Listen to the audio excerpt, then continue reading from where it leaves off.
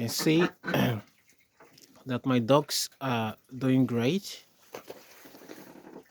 and from here you can see how they are living nice.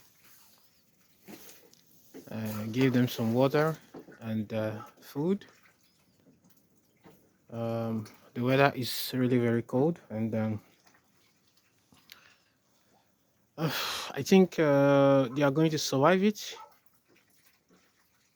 you can see, they're drinking a lot of water.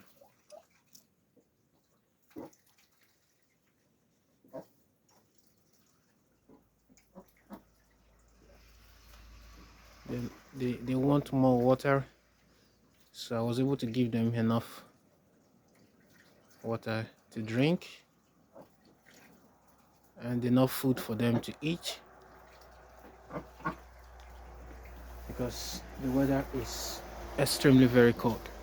You can see outside it's all snow all over the places. So I think they will go through this winter properly, and next season I will be able to get them some very good place. So you can see what is happening here on my garage. So there is a lot of snow. Most of my equipment are already frozen, and